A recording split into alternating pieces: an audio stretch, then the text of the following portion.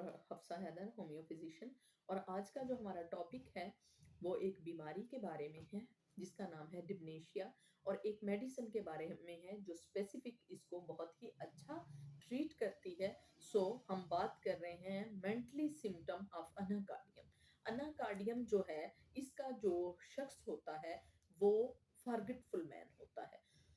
Sometime ये है dementia में, और इसको हम अगर साथ साथ लेकर चलते हैं तो बात यूं है कि ऐसा जो शख्स होता है जिसको अपना यादाश्त लॉस हो रही होती है, या जो अनाकार्डियम का पेशेंट होता है, तो अनाकार्डियम का पेशेंट जो होता है वो दुखी होता है और उदास होता है और गाली गलौज देता है।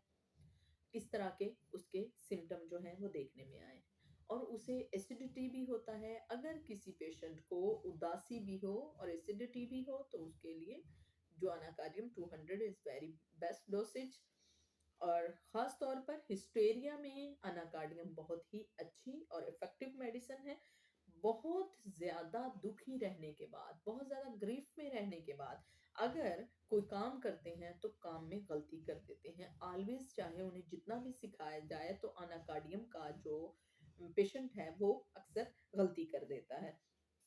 वो उसकी याददाश्त जो है वो भूलने लगता है। और कभी-कभी ऐसा होता है कि वो किसी पर भी भरोसा नहीं करता, इवन दैट कि वो खुद पर भी भरोसा नहीं करता है। उसकी जो पर्सनैलिटी होती है वो डुअल होती है, यानी वो कर कुछ रहा होता है और उसके दिमाग के अंदर कुछ और होता है। वो अपने आप को भूत-प्रेत ख़्याल करता है, वो ये समझता है कि मेरे अंदर एक और रूह है जो बसती है, वो और तरह से है। इस तरह के सिम्पटम उसमें आते रहते हैं। और खाने-पीने का ऐसे शख्स के पास बिल्कुल टाइम नहीं होता, चाहे उसके पास टाइम हो भी, तो वो खाना जल्दी-जल्दी में खाता है, तेज़ी-तेज़ी से खाता है, बड़े-बड़े निवाले लेता है, इवन दैट कि जब वो खाना खाने लगता है, तो उसके गले में अटक जाता है। इग्निशिया के पेशेंट का भी अटक जाता है, मगर वो ग्रीफ में होता है, वो इस वजह से उसका अटकता है। अगर उसके इग्निशिया के सिम्पटम साथ में मैच हों, तो वो इग्निशिया का पेशेंट है, मगर अगर वो फॉरगेटफुल मैन है, तो साथ में उसका गले में अटकता है, तो डेफिनिटली ही इज़ अ अनाकार्डियम।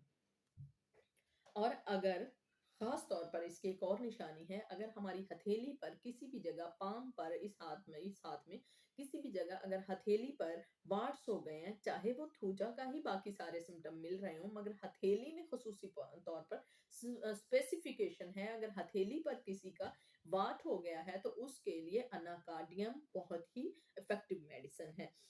तो ख़ास तौर पर अगर इसको आवाज़ दी जाए अनाकार्डियम के पेशेंट को, अगर करीब भी आप होकर आवाज़ देते हैं तो उसे लगे जैसे दूर से आवाज़ आ रही है, या बाज़गश्त उसको सुनाई दे, या इस तरह की टेंडेंसी बनती है, तो वो अनाकार्डियम 30 अगर आप उसे 2-2 बूँदें देते रहें तो 1 महीने के अंदर इंशाल्लाह वो ठीक हो जाएगा।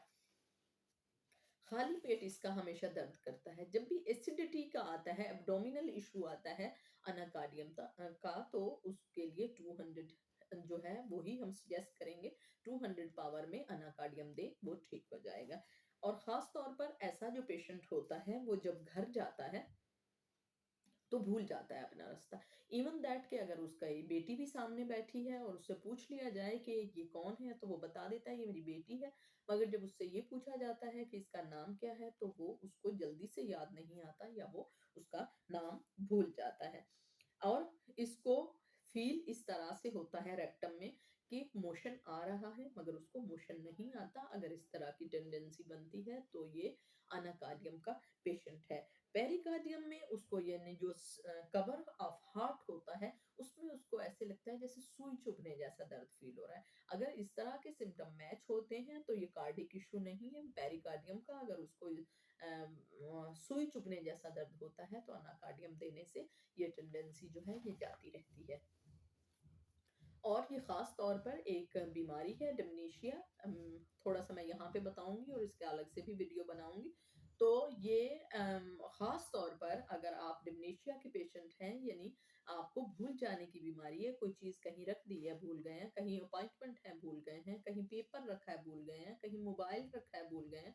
अगर इस तरह के सिम्पटम आप में आ रहे हैं तो यकीनन ये फर्स्ट स्टेज ऑफ डिमेंशिया है, तो इसके लिए अगर आप काली फास के साथ अनाकार्डियम लेंगे, तो ये बहुत ही जल्दी आपके ब्रेन को रिकवर कर देगी, क्योंकि जब हमारा ब्रेन जो है वो डिहाइड्रेटेड हो रहा होता है, उसमें ऑक्साइड ब्लड जो होते हैं, ब्लड वेसल्स में नहीं जा रहे होते, तो तब हमारा जो ब्रेन है वो सिकुड़ने लगता है, और ये हमारी याददाश्त जो है वो लॉस होने का सबब बनता है।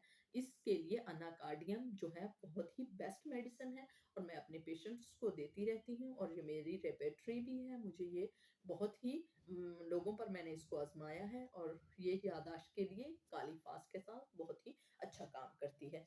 अब हम आ जाते हैं कि ये खास तौर पर किन लोगों में इस्तेमाल की जाती है। एक तो जो मैंने आपको सीरीज बता दी, एक वो लोग जो बहुत ज्यादा जंक्स खाते हैं, या डायबिटिक के पेशेंट होते हैं, या जिनको बहुत ज़्यादा जो बीपी हाई होता है, उन लोगों को भी अगर जो है याददाश्त के कम होने का मसला हो रहा है, तो वो अनाकार्डियम अगर लेते हैं, तो बहुत ही इफ़ेक्टिव मेडिसिन है।